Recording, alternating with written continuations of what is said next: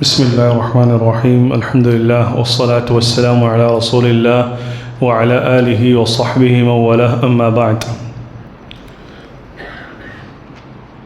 میں سب سے پہلے آپ تمام کو سنت کے مطابق سلام کرنا چاہتا ہوں۔ السلام علیکم ورحمۃ اللہ وبرکاتہ۔ اس کے بعد میں یہاں پر تمام ذمہ داران جمعیت صوبائی اور شہری جمعیت کا شکر گزار ہوں کہ آپ تمام نے ہمیں یہاں پر کچھ لب کشائی کرنے کا موقع عنایت فرمایا۔ امید کرتا ہوں کہ اللہ تبارک و تعالی ہمارے کہنے کو اور آپ کے سننے کو قبول فرما لے۔ حالات حاضرہ کے اعتبار سے مرکزی جو موضوع ہے اصلاح معاشرہ، اس کے ضمن میں مجھے جو موضوع دیا گیا ہے نئی نسل میں انحراف کے اسباب کیا ہے اور ان کا حل کیا ممکن ہو سکتا ہے۔ نئی نسل جب ہم کہتے ہیں، یقینی بات ہے نئی نسل میں نوجوان ہی آتے ہیں، اور آج کے زمانے میں نوجوانوں کی تربیت، نوجوانوں کے بارے میں تفکر کرنا، سوچنا، یہ معاشرے کے ذمہ داران کا بھی فرض ہے اور معاشرے سے قبل والدین کا فرض بنتا ہے۔ اور جہاں یہ نوجوان پلتے ہیں، پنپتے ہیں، پروان چڑھتے ہیں، وہاں کے ذمہ داران، رؤساء، قائدین اور معلمین کا بھی فرض بنتا ہے کہ بہترین سانچے میں ان کو ڈھالا جائے اور کتاب اور سنت کے مطابق ان نوجوانوں کی تربیت کی جائے، کیونکہ آج کا معاشرہ کس پیرائی میں، کس طرف ہمارے نوجوان بھڑک رہے ہیں اور بھٹک رہے ہیں، آپ اچھی طریقے سے جانتے ہیں۔ خاص طور سے یہ دور تو ایسا دور ہے جہاں پر سوشل میڈیا اتنا عام ہو چکا ہے کہ اس کی زد میں آ کر کئی نوجوان تباہی کے شکار ہو چکے ہیں، بربادی کے شکار ہو چکے ہیں، اور ان نوجوانوں کی فکر سے آخرت کی زندگی بہت دور جا رہی ہے۔ آئیے ہم آپ کے سامنے بیان کرتے ہیں کہ نوجوان نسل ہمارے لیے کیا اہمیت رکھتی ہے اور کیا وہ اسباب ہے جن کی وجہ سے یہ نسل بربادی کے گڑھے کی طرف مائل ہو رہی ہے۔ اور کیا وجہ ہے، کیا اسباب ہے کہ ہماری نسل نوجوان خاص طور سے بربادی کے گڑھے کی طرف مائل ہو رہی ہے۔ نوجوان یہ ہر امت کا قیمتی اثاثہ ہے۔ جس معاشرے میں نوجوان ہوتے ہیں وہاں پر دعوت کے فریضے کو بہتر طریقے سے انجام دیا جاتا ہے، اور جہاں کے نوجوان میں سستی ہو، کاہلی ہو، لاپرواہی ہو، دین کا کوئی شغف نہ ہو، دین کا کوئی شوق نہ ہو، عموماً اس معاشرے کے اندر فرید دعوت کو انجام دینا بھی مشکل ہو جاتا ہے۔ آپ اگر تھوڑا سا تاریخ کو اگر ٹٹولیں گے، اللہ کے رسول محمد صلی اللہ علیہ وسلم سے قبل کے اگر زمانے کو آپ دیکھیں گے تو آپ کو یہ پتہ چلے گا کہ معاشرے کے اندر نوجوان کا رول کیا ہوتا تھا، معاشرے کے اندر نوجوانوں کی اہمیت کیا ہوتی تھی۔ اصحاب الکہف کا واقعہ آپ نے سنا ہوگا، کون نہیں جانتا ہے۔ ہر جمعہ الحمدللہ ہم سورہ کہف کی تلاوت کی کوشش کرتے ہیں۔ اس پورے پارے کے اندر جو سب سے ہائی لائٹ چیز ہے وہ اصحاب کہف کا واقعہ ہے۔ چند نوجوانوں نے ہمت کی کہ وہ اللہ تعالیٰ پر حقیقی ایمان لے کر آئیں، اللہ تعالیٰ پر سچا ایمان لے کر آئیں، اللہ تعالیٰ کی وحدانیت کو بچا لائے۔ ایسے معاشرے کے اندر جہاں پر شرک کا بول بالا تھا، ایسے معاشرے کے اندر جہاں پر ظالم بادشاہ کا ظلم عام تھا، ایسے معاشرے کے اندر جہاں پر شرک کا پرچار عام تھا، ایسے معاشرے کے اندر چند نوجوانوں نے ہمت کی۔ کس چیز کی ہمت کی؟ اس بات کا اعلان کرنے کی کہ ہم اللہ تعالیٰ کی توحید کو ماننے والے، ہم اللہ کی عبادت کو بجا لانے والے، ہم وہ نوجوان ہیں جو اللہ کی ذات میں، اللہ کے اسماء و صفات میں، اللہ کی عبادت میں اور اللہ کے مخصوص افعال میں کسی اور کو شریک نہیں گردانتے۔ اس بات کا انہوں نے کھلم کھلا اعلان کیا۔ یہ ہے نوجوان۔ اگرچہ کہ ان کی یہ بات بادشاہ کو پسند نہیں آئی، اور بادشاہ اور اس جیسے کئی لوگ ان کے خون کے پیاسے ہو گئے، اپنی جان کو قربان کرنا برداشت کیا، شہر سے دور بھاگ گئے، کسی غار میں پناہ لی، اللہ نے ان کی مدد بھی کی لیکن اپنے ایمان کا سودا نہیں کیا۔ یہ ہے نوجوان۔ آپ نے سنا ہوگا جب آپ قرآن پڑھتے ہیں، غور و فکر کرتے ہیں، ابراہیم علیہ السلام نے جب ایک واقعہ ان کی قوم کے درمیان انجام دیا بتوں کو توڑنے کا. ہم ملک ہندوستان میں رہتے ہیں، یہاں تو سب الحمدللہ محبت کے ساتھ پیار کے ساتھ رہنا ہے، لیکن جو پوائنٹ ہے یہاں پر، جس وقت ابراہیم علیہ السلام نے کھلم کھلا ڈٹ کر اور بہتر انداز میں فرید دعوت کو انجام دیا، اور جس انداز میں بادشاہ کے سامنے ان کا تعارف آیا، کس انداز میں آیا؟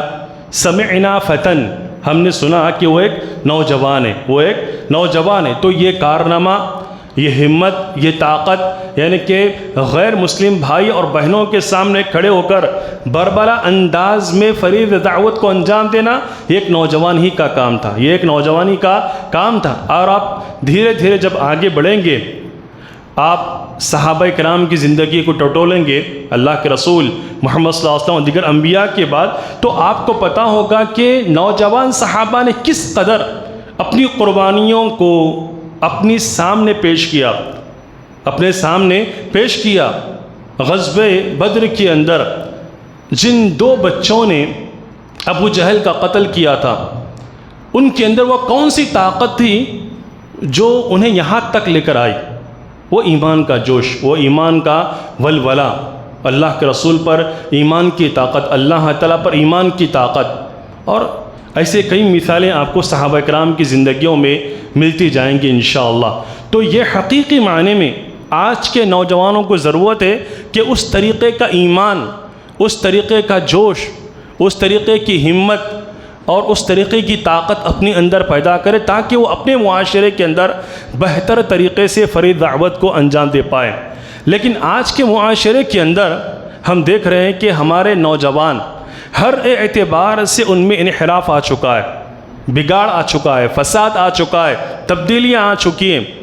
عقیدے کے اعتبار سے، اخلاق کے اعتبار سے، سوچ کے اعتبار سے کئی نوجوان غیر مسلموں کے عادات اور اطوار کو اپنا رہے ہیں، ان کے تقالید اور ان کے رسومات کو اپنا رہے ہیں، ان کے عید اور ان کے تہوار کو اپنا رہے ہیں، ان کی چال چلن، ان کے پوشاک، ان کا رہن سہن کئی نوجوانوں کا غیر مسلموں کی طرح ہو چکا ہے. اس بات میں کوئی شک نہیں کہ اللہ کے رسول محمد صلی اللہ علیہ وسلم نے 1400 سال قبل ہی فرمایا تھا لَتَتَّبِعُنَّ سَنَنَ مَنْ كَانَ قَبْلَكُمْ شِبْرًا بِشِبْرٍ ذِرَاعًا بِذِرَاعٍ قالوا اليهود والنصارى قال فمن اخرجاه. اللہ کے رسول نے پہلے ہی فرما دیا تھا کہ ایک زمانہ آئے گا کہ تم پہلے کے لوگوں کی ہر چیز میں تقلید کرو گے، ہر چیز میں ان کی عادتوں کو اپناؤ گے، یہاں تک کہ وہ لوگ اگر گھوڑ پوڑ کی بل میں اگر داخل ہو جائیں گے تو تم ان کے پیچھے، اس کے پیچھے بھی اس میں داخل ہونے کی کوشش کرو گے، اس کے سوراخ میں گھسنے کی کوشش کرو گے. تو صحابہ کرام نے پوچھا اللہ کے رسول کیا آپ یہود اور نصارہ کو مراد لے رہے ہیں؟ تو اللہ کے رسول نے کہا کوئی اور کون ہو سکتا ہے.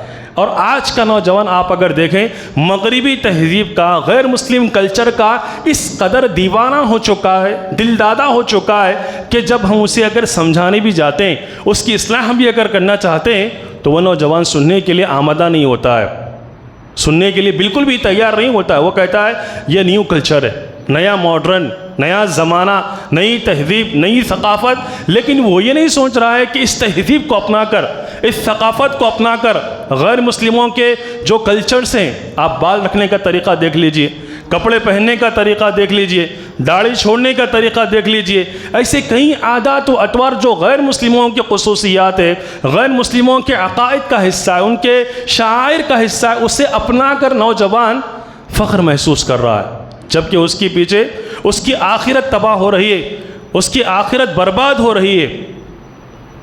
اقبال افسوس کرتے ہوئے کہتے ہیں کہ آج کا نوجوان مغربی تہذیب کا اس قدر دلدادہ ہو چکا ہے کہ گلہ انہیں مغربی تہذیب سے ہو چکا ہے. اور آج کا نوجوان انحراف عقیدے کے اعتبار سے ہو، فکر کے اعتبار سے ہو، اخلاقی اعتبار سے ہو، اس کی وجہ کیا ہے؟ کیوں نوجوانوں کے اندر اس قدر تباہی آ چکی ہے، بربادی آ چکی ہے، اس قدر فساد اور بگاڑ آنے کی وجہ کیا ہے؟ اس کے کئی اسباب ہیں. سب سے بڑا اور پہلا سبب ہے کتاب اور سنت سے دوری.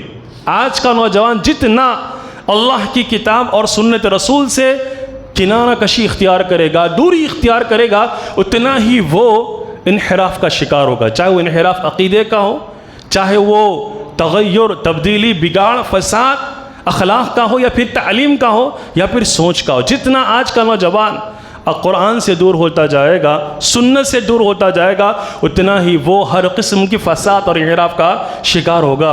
اللہ تعالیٰ نے فرمایا وَمَنْ أَعْرَضَ عَنْ ذِكْرِي فَإِنَّ لَهُ مَعِيشَةً ضَنْكَ وَنَحْشُرُهُ يَوْمَ الْقِيَامَةِ أَعْمَى، جو انسان میرے ذکر سے غافل ہو جائے اس کی زندگی تنگ ہو جاتی ہے، اور ایسے انسان کو قیامت کے روز ہم اندھا بنا کر اٹھاتے ہیں۔ تو علاج کس چیز میں؟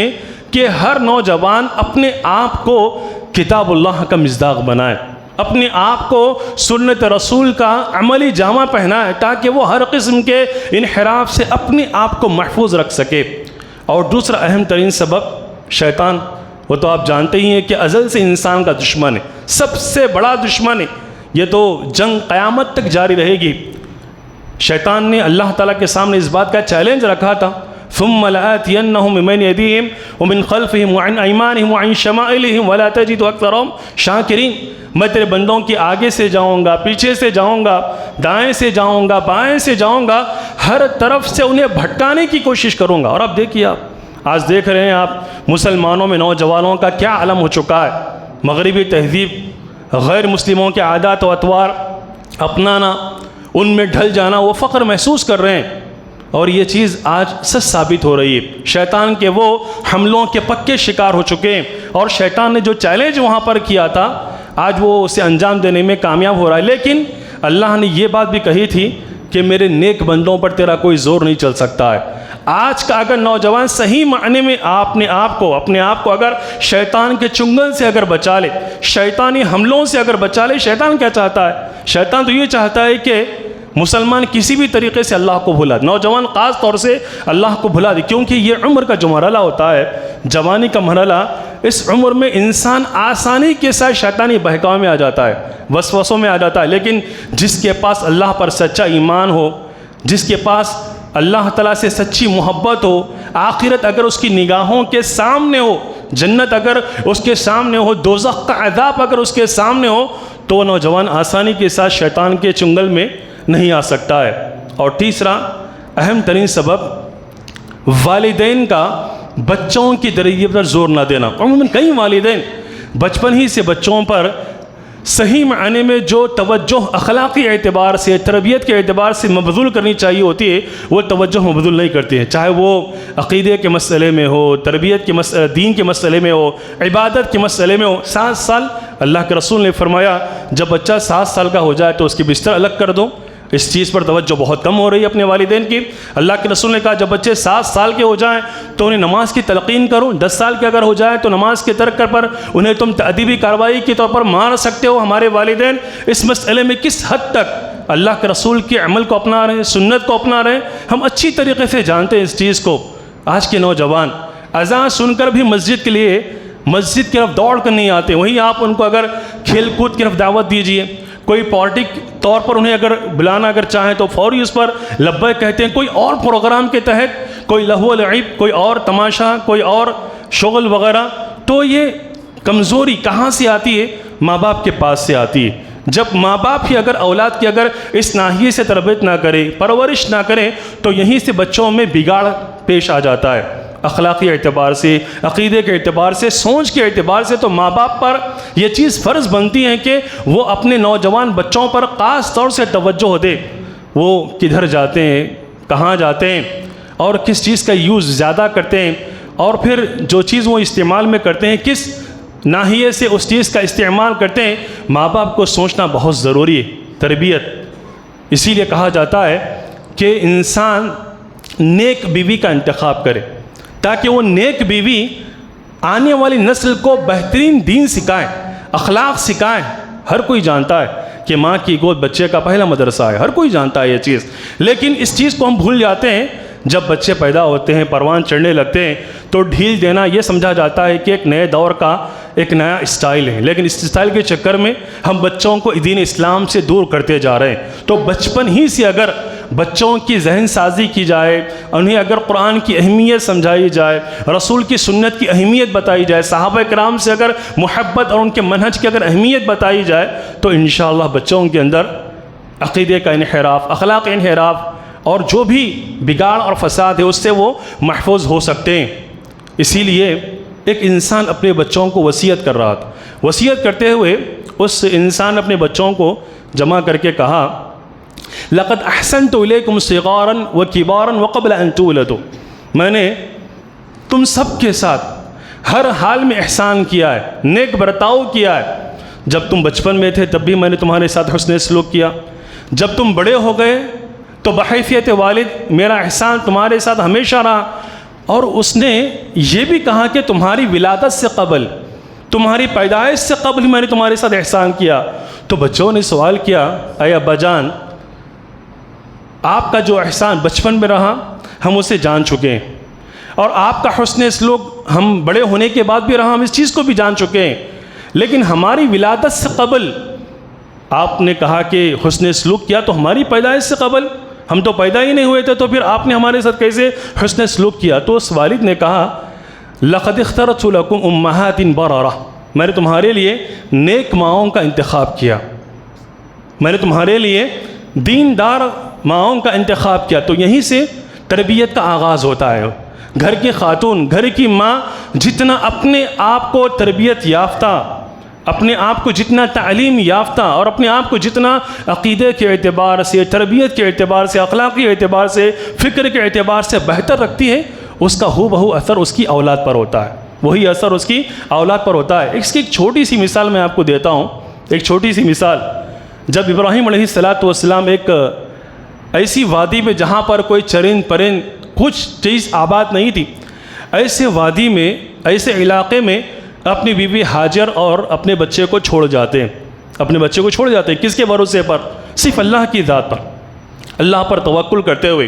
اس ماں کا بھی عقیدہ پختہ عقیدہ تھا، اس ماں کا عقیدہ بھی مکمل پختہ عقیدہ تھا، بھروسہ تھا کہ اللہ تعالیٰ انہیں ہرگز بھی ضائع نہیں کرے گا، رسوا نہیں کرے گا، مکمل بھروسہ تھا۔ اس موقع پر ہاجر علیہ السلام نے جو بھی ان سے تربیت ممکن ہو سکتی تھی اسماعیل السلام کی تربیت کی، چھوڑ کر ابراہیم علیہ السلام تو چلے گئے۔ ایک عرصہ گزرا، ایک وقت گزرا، ابراہیم علیہ السلام وہاں پر دوبارہ تشریف لے کر آئے، اپنے بچے سے ملاقات کی، لیکن ملاقات کے دوران جب وہ صرف چلنے پھرنے کے لائق ہوئے تھے، کچھ دوڑنے کے قابل ہوئے تھے، آ کر ان سے کس انداز میں بات چیت کی، کون سا پیغام ان کو سنایا؟ ہم بقرعید میں، عید الاضحیٰ کے موقع پر خاص طور سے اس واقعے کو سنتے ہیں۔ ابراہیم علیہ السلام نے آ کر اپنے بچے سے کیا کہا؟ انی ارا فی المنام انی اذبحک فانظر ماذا تری، میں نے خواب میں دیکھا کہ میں آپ کو ذبح کر رہا ہوں، بتائیے آپ کا کیا خیال ہے؟ بچہ صرف چلنے کے قابل ہوا تھا، دوڑنے کے قابل ہوا تھا۔ اس موقع پر بچے سے اس طریقے کا سوال کرنا، اگر ان کی جگہ کوئی اور آج کا بچہ اگر ہوتا تو اس کے کیا الفاظ ہوتے تھے، اس کا کیا تبصرہ ہوتا تھا، اس کا کیا نتیجہ ہوتا تھا، آپ اچھی طریقے سے جانتے ہیں۔ لیکن اسماعیل علیہ السلام نے فوری اپنے والد کا جیسے ہی یہ پیغام سنا، ان کے یہ خواب کو سنا، انہوں نے کہا، یا ابت افعل ما تؤمر ستجدنی انشاءاللہ من الصابرین، آپ کو جو حکم مل رہا ہے آپ کر گزریے، آپ انشاءاللہ مجھے صبر کرنے والوں میں سے پائیں گے۔ ابراہیم علیہ السلام اپنی بیوی سے دور، اپنے بچے سے دور، لیکن بچے کے اندر وہ اخلاق کہاں سے آئے کہ اپنے والد کے ایک حکم پر فوری اس نے اپنے آپ کو اپنے والد کے حکم کے آگے جھکا دیا، اللہ تعالیٰ کے حکم کے آگے جھکا دیا۔ وہ اخلاق، وہ سوچ، وہ تربیت اس بچے کے اندر کہاں سے آئی؟ وہ فیضان نظر تھا یا کہ مکتب کی کرامت تھی؟ سکھائے کس نے اسماعیل کو؟ آداب فرزندی۔ تو یہ اثر، یہ سوچ یہاں سے آتی ہے۔ تو یہ ضروری ہے آج کے دور میں، خاص طور سے جہاں کہیں نوجوان بگڑ رہے ہیں، جہاں کہیں نوجوانوں کے اندر فساد آ رہا ہے، تو والدین پر یہ فرض بنتا ہے، ذمہ داری بنتی ہے کہ ان کے لیے ہر اعتبار سے، اخلاقی اعتبار سے خاص طور سے فکر کرنے کی کوشش کریں۔ اسی طریقے سے انحراف کا اور ایک سبب بیان کر کے میں اپنی جگہ لیتا ہوں۔ صحبت، دوستی کا انتخاب کیسا ہونا چاہیے، یہ بھی چیز ضروری ہے، کیونکہ کئی نوجوان جو ان میں آج بگاڑ آ چکا ہے، اس کی سب سے اہم ترین وجہ دوستی کا انتخاب ہے۔ اگر کوئی بھی بچے اگر نیک صحبت میں رہیں گے تو انشاءاللہ وہ اپنے آپ کو اچھے اخلاق میں ڈھال پائیں گے. ان کی بری صحبت ہوگی تو ان کی دنیا بھی برباد ہوگی اور آخرت بھی تباہ و تاراج ہو جائے گی. تو نوجوانوں سے میری یہ نصیحت ہے کہ آپ جب کبھی اپنے آپ کو اگر آخرت کے اعتبار سے اگر کامیاب بنانا چاہتے ہیں, دنیاوی اعتبار سے بھی آپ اپنے آپ کو اگر کامیاب بنانا چاہتے ہیں, تو آپ اللہ تعالیٰ کے لیے نیک دوستی کا انتخاب کریں, تاکہ آپ اور آپ کی آنے والی نسل ہر اعتبار سے اپنے آپ کو ہر قسم کے انحراف سے محفوظ رکھ پائے. دعا کرتے ہیں کہ اللہ تبارک و تعالیٰ ہم سب کو کتاب اللہ اور سنت رسول کے مطابق نوجوانوں کی تربیت کرنے کی توفیق نصیب فرمائے. اللہ ہم سب کو کتاب اللہ اور سنت رسول کے مطابق عمل کی توفیق نصیب فرمائے. وصلی اللہ علیہ وسلم. السلام علیکم ورحمۃ اللہ وبرکاتہ.